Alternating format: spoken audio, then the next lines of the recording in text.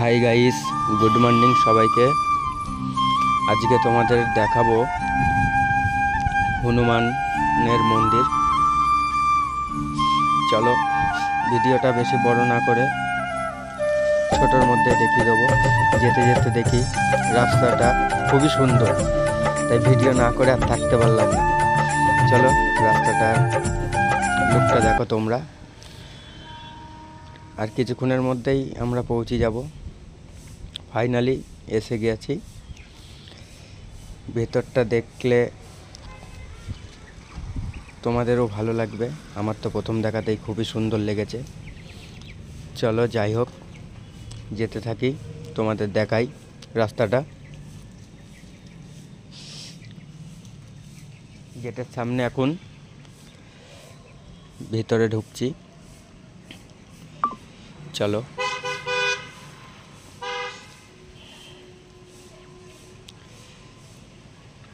চলে আসলাম। ঢুকতেই এক কাকিমার সাথে দেখা। কাকিমা আমাকে দেখে একটু অবাক হয়ে গিয়েছিল যে ভিডিও করতে করতে ঢুকছি, যেহেতু এখানে ভিডিও করা নিষেধ। তাও আর কি সাহস নিয়ে করলাম তোমাদের দেখাবো বলে। দেখো এখানে সবার মনস্কামনা পূর্ণ করার জন্য বাবার এই মন্দিরে সবাই নারকেল বেঁধে হয়ে গেছে কালো কাপড় দিয়ে। এটা মন্দিরটা, উপরটা দেখাতে পাচ্ছি না,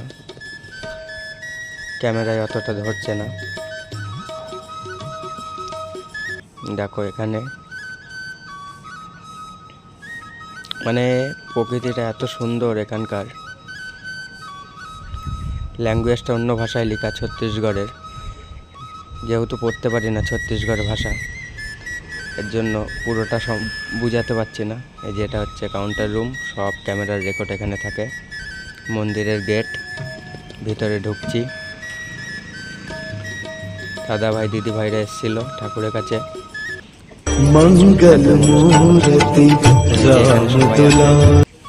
যার যার যা মনস্কামনা পূর্ণ হয়ে গেলে লাল কাপড় দিয়ে বেঁধে দেয় এখানে নারকেল। দেখতেই পাচ্ছ প্রচুর নারকেল বাঁধা আছে। এই যে পণ্ডিতজি, বাইরের সাইডের লুকটা। এই যে উপরে যে টেন্টটা দেখছো, এটা আমরাই করেছি, যেহেতু আমরা প্যান্ডেলে কাজ করি। চলো এখানে সাফ সাফাইয়ের কাজ হচ্ছে, ভিতরে যাই, যে দেখাই তোমাদের মন্দিরটা। বাবার মন্দিরে ঢুকছি। জয় শ্রী বজরং বলি। চলো বাবাকে দেখে আসি। সবাই বলো জয় বজরং বলি।